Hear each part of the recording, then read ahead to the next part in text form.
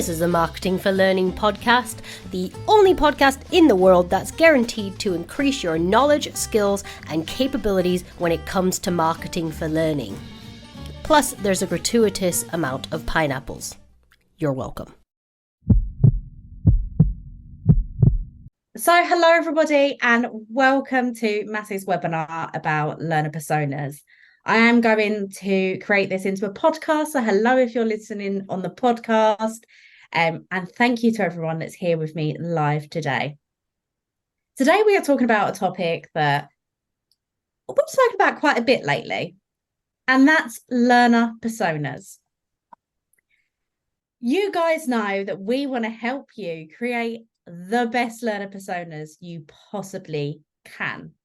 But I want to start with a quick question for you all. I want to know, do you already have learner personas? Nope, not yet. Yeah, but I know they're rubbish. I love the honesty there. All right, well, we've got quite a mixed bag there. We've got nope, not yet, which is 10 people. We've got one that's just said yep, and 6 of you says, yes, you have got personas, but you know they're rubbish. So let's see if we can change that today. But before we get stuck in to personas, we need to understand what we're doing with our marketing and communication. And the truth is, marketing is a process of understanding and then influencing someone's behavior. If we don't understand who our target audience is, if we don't know who we're trying to influence, we can't do this. We have to understand our target audience first before any of our marketing will be impactful. And to do that, we create learner personas. So what is a learner persona? A learner persona is a semi-fictional representation of your target audience.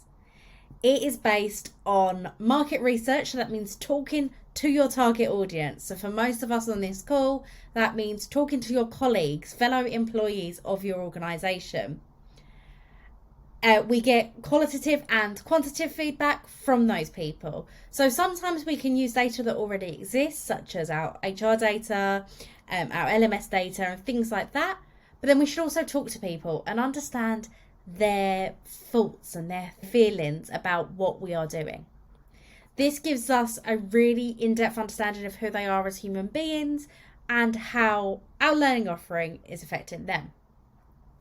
Only once we've done all that research, and I really mean this, only once you've done all of your research, we can add our own assumptions in. So we can make some assumptions and come to our own conclusions about how these people might behave. But it's coming from a point of information, of research and understanding of our target audience. But why do we create personas? Well, the truth is, having this understanding of our target audience makes everything we do in marketing 10 times better, 100 times better. I truly believe learner personas are the backbone of really phenomenal marketing for learning. Because learner personas allow us to improve targeting.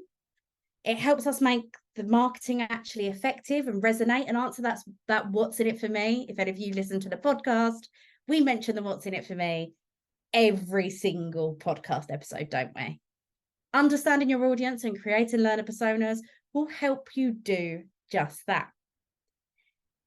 It will allow us to personalize the marketing. So what resonates with you might not resonate with me and vice versa. So it allows us to personalize our marketing so that we can actually get butts moving. And it allows us to have a meaningful conversation with people. All too often in L&D, we're just shoving out information and hoping for the best. But with personas, we can actually send really targeted, really impactful communications to our people. But with so much data in L&D, why on earth do we need personas? We have so many different things we can segment on. Unlike typical marketing, we know who our audience is. We know their job title. We know what they're doing. We know their job role. We know a lot about them. So if we can segment on that and their demographics, their age and all things like that, why don't we just do that? Why isn't that good enough? And this is an example that you may have seen us talk about before, if you followed maths for any amount of time. King Charles and Ozzy Osbourne. They could not be more different, could they? But demographically, they're almost identical. They're both male. They were both born in 1948. They were raised in the UK. They've both been married twice. They both live in castles, and they're both wealthy and famous. King Charles, Ozzy Osbourne. Very different people, aren't they? Their intrinsic motivations in life are probably, I'll go as far to say, is definitely incredibly different. And that's a case in point about why we don't just target on demographics. Because if we do, we'll end up sending both of these people the same message, and it's not really going to resonate that well with either of them. There are, of course, some exceptions to this rule. If I was a cleaning company and I was targeting rich, wealthy men that need their castles cleaned, I would probably segment based on demographics. But in our situation, in learning and development, that's not good enough. We need to dig deeper. And that's why we create learner personas. So learner personas have 4 fundamental parts. That's the demographics, like we just spoke through. We need to understand who our people are at a fundamental level. We need to understand the geographics of them as well. And that's particularly important in L&D if you're in a global company. There are so many different nuances that we need to bear in mind. We then have psychographics, and that's who they are intrinsically. We'll dig more into each of these in just a second. And lastly, we have their behaviors. And that's probably one that, as a learning professional, you care about the most. So let's look at these a bit more. Let's look at psychographics. So that's things like their time available for learning, their values, what's actually important to them, not as a learner, but as a human. What are their pain points? Again, not as a learner, but as a human being. And maybe as an employee in your organization. Is there a lot of red tape they need to follow on a daily basis? Is there a lot of hoops they need to jump through? What's causing them a bit of a gripe at work? What's causing them a bit of a gripe outside of work? Oftentimes, if we're talking to our target audience and they've got a young family that take up a lot of their attention, sometimes that's a pain point. We want to know their desires. What do they want out of life? What are they striving towards? What gets them out of bed in the morning? We want to know their attitudes and their social and cultural norms. What is it to be a person in their environment? What is it to be a good person in their environment? What's important to them? There are some countries where they will talk really freely about desire to make more money. And in other countries, that's a complete hush hush, and we'd never say that. What is it for your target audience?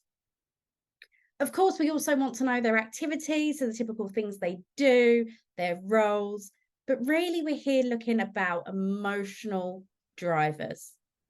What is it that makes this person jump out of bed in the morning? We also then want to look at their behaviors. And in learning, we are so fortunate that we have so much data on our people. We have so much information that we can gather and we can use to our advantage. So their habits. Often when we look at habits for our personas, we're thinking about their working habits. What are they doing? Are they in the office a lot? Are they commuting? Are they working from home? Are they constantly on the move? Are they a salesperson that's literally in their car, on a bus, on a plane, on a train? What are they doing? We can see their current activity with learning by looking at data from our learning platform. How frequently do they visit? Do they access it on mobile or desktop? Things like that are super helpful in understanding the behaviors of our target audience. Are they active or passive learners? Are they actually applying the learning afterwards? And what are their preferences if we really are thinking about them as a human being? What do they prefer to do? And this, again, isn't just about learning. Are they happy in their role? Is one of their preferences just to get on with their day job? Or do they love socializing and engaging with their colleagues and their peers? What matters to them? And how does their psychographic data and what's important to them, how does that reflect through their behaviors? We need to remember here that we're looking at these people as human beings, not as learners. So what are their wants, needs, desires, expectations from learning, but also away from learning? Oftentimes we'll say they really want quick and easy ways to learn. They probably don't want ways to learn at all. They just want to be really, really, really good at their job so they get a promotion. And the solution to that is quick and easy ways to learn around their day job. So we need to make sure we're taking off our learning hats a little bit. We're not looking at this for a learning lens. We're looking at this as these people are individuals and human beings. We also need to consider their geographics, the region they live in, the size and population that they are part of. That's a really big thing. And I don't necessarily mean just of the country. We recorded a really fantastic podcast on learner personas with Elvira from Expedia Group. And some of the countries that they operate in are really, really small, and they have tiny, tiny offices. So those people talk a lot more to their colleagues. They know pretty much everyone in their office. Other countries have huge offices and nobody knows each other. And that's a really important nuance to remember when we're creating our personas. You also want to remember the culture that you're dealing with as well. We know cultures are different across the globe. We are now working in a global workforce. How can we make sure that our personas are representative of that entire global workforce? And then we want to add some flavor to our personas. And that's where the demographics come in. That's when we're looking at things like maybe age or gender or job role, their seniority in the organization, how big their team is. Are they managing a team or are they part of a wider team? What's their generation? We now have, 5 generations in the workforce? How do we manage that? What does that persona fall into? All of this does have an impact on who they are as an individual, but we want to make sure that we are not segmenting on this information alone, and that we are making sure we are thinking about who they are as a human being. So, how do we build learner personas? What do we do? So, I'm sure all of you would have thought about personas before, thought about, yep, they're a great idea, and then sat there and gone, oh, what do I do? How do I do this? This is a weird thing. What do I do? Well, first things first, and it's one that L&D like to avoid, and it's also very, very obvious. You've got to talk to your target audience. There's no two ways about this. You need to get meetings in with the people you are targeting. For learning and development professionals, this is way easier than most marketers out there. We can easily access our target audience, can't we? On the most part. I know some people, if you're marketing your learning externally, you've got the same problem as the rest of marketers in the world. But for those that are marketing their learning internally to employees at their organization, you have their email addresses. You have direct access to talk to them. Use it. Use that information and talk to these people. It feels hard, but it will pay off in the end. So please, please, please, when we're talking through the rest of the data and we get into the nitty-gritty of how you get some of this data, remember that you need to go out and talk to your target audience. But what else do we need? So we need to gather qualitative data. That's non-numerical data. So you'll garner a lot of this from interviews or maybe long form answers on a survey. It's when people can tell you their actual thoughts, their feelings, what they're doing. So it's descriptive. They're explaining the why and the how behind their answers. They're not just saying yes or no. They're giving you more flavor. They're giving you more information about what they're doing. It's subjective. It's their personal opinion. It's what they believe is true. And that's what we're trying to find out, isn't it? We're not going to argue with people if they say, no, I don't agree with the fact that this is the world's best learning experience. If they're telling you it's rubbish, accept it. We can challenge it later with our marketing. But when we're doing our persona research, we just need to know their thoughts and opinions. Your qualitative data is gathered through observations, surveys, polls, things like that. But as I said, it's the long form answers on your surveys. And oftentimes, face-to-face or focus groups are much more impactful here. So we want to be talking to people and gathering this data. I prefer to do face-to-face, virtually or in a room with the person, focus groups to really, really get under the skin. You can ask those probing questions. And why do you feel like that? And you get some really, really good research from that. From that, you then put these into groups. So you put them into people that feel a certain way. Oftentimes, this will not fall into the same buckets as you think it might. So you won't have all of your marketing professionals falling into one bucket, all of your finance professionals into another. You will be finding different themes that unite your target audience aside from demographic information. So after qualitative data, we have quantitative data. And I hate saying these words, and I put them in every presentation I do about personas, which is just great for me. This is your numerical data. There's actually a typo on my screen. Please ignore it. It's your numerical data. So it's countable, it's measurable, it's yes or no. There's no in between. You can't kind of be yes or kind of be no. If you put a maybe in there, it's yes, no, or maybe. You can't be both. It tells us how many, how much, or how often. So it's very, very tangible data. It's fixed, it's factual, it's there. So we gather this by sending out surveys or counting things. So a lot of your LMS data, for example, your learning platform data will be quantitative. It will tell you, you have this amount of active users. This person has accessed the program 5 times. It's indisputable.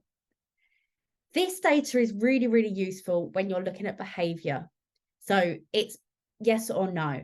It's really simple to understand. And in L&D, we have a lot of quantitative data sources. You have your LMS data, so usage, active users, course completions. That's a real big piece of quantitative data we have in L&D. Whether you have a learning platform or not, you know how many people have been on your training. So if you're doing face-to-face training still only, then you know how many people have gone through it. You know how many people have completed your program. The behavior towards learning, this is something we can ask them very, very easily. How often do you access the LMS? That kind of thing. Whether they're a passive or an active learner, whether it's people that are just completing training when they're told to versus people that are going out and seeking that information. We also have a lot of HR data that we can use. So the demographical data, you are in England or you are not. It's quantitative. It's yes or no, black or white. Your geographic data, and also there's some psychographic data that we can garner too. So are people home-based or office-based? How often do they come into the office and things like that? Then we also have our engagement data. And some of you might feel like this is a bit unattainable at the moment, but down the line, when you start doing more and more marketing, you will start realizing how many impressions you get when you put out a certain piece of marketing or a certain piece of learning. How many opens, how well people interact with stuff, the click-through rates. There are a lot of different quantitative data sources we can use as L&Ders trying to market our learning. But the crux of it all comes down to good data in, good data out. If you cut corners at the research stage of your learner personas, they're going to fall short. If you try to skip past interviewing people because it takes time, you're going to make learner personas based on pretty much your own assumptions, and therefore they will be biased. No matter how hard you try, your own biases will come in. Make sure you don't cut corners. Invest the time up front. It's hard, I know. We do a lot in L&D, don't we? And this is another thing added to your plate. But the great thing with personas is it doesn't just help with your communications. Understanding your audience will help with your instructional design, your learning experience design, and all of that other stuff. So they're a tool that you can use across your L&D function, not just for your communication or your marketing.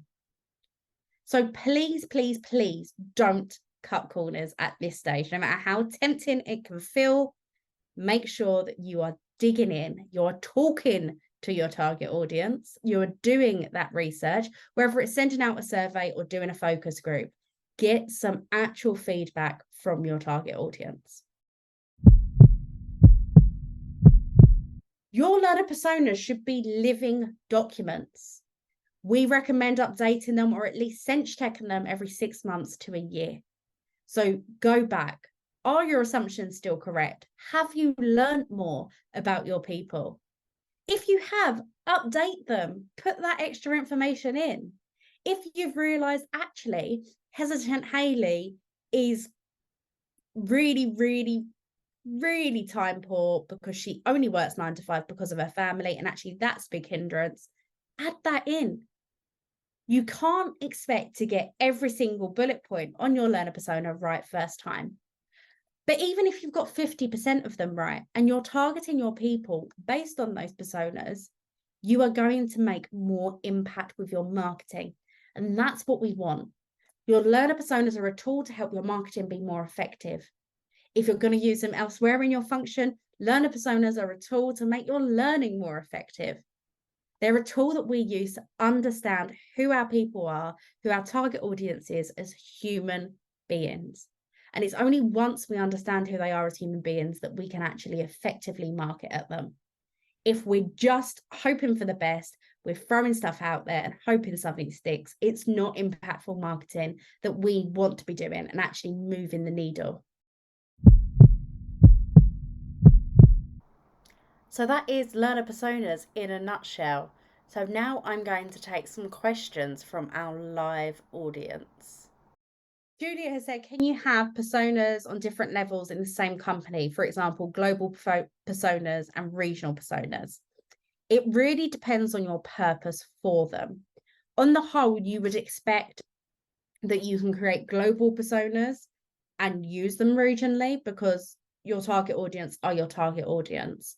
I have worked with organizations. I have a company that's currently going through our masterclass program, and they have very, very distinct business units. So therefore, each business unit has its own personas. If you are doing all the marketing, like you personally, Julia, I would have one set of personas that straddle your entire target audience. Eve has asked, how many personas do you think it's viable to use? Do you refer to them in marketing or more for just our L&D use? Absolutely. I have a strict answer on how many personas. No organization in the world ever, I don't care if you're Coca-Cola and it's your global marketing, should have more than 5 learner personas.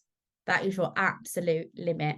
I think in L&D, I've realized the sweet spot's around 3 to 4. So in the answer to the first part of your question, 3 to 4, I'd say is ideal, but it depends on your audience size and all of that stuff as well. In terms of do I refer to them in marketing, I think you mean externally. So when I'm actually putting communications out there, we would never say you are a hesitant Hayley, but we refer to their fears and their wants and their needs and their pain points so that when they read that message, it resonates with them. Jessica has said we use learner personas primarily for creating learning offerings and learning formats for specific target groups. That is music to my ears. You can absolutely use those personas you've already got. Maybe you want to dig a bit deeper.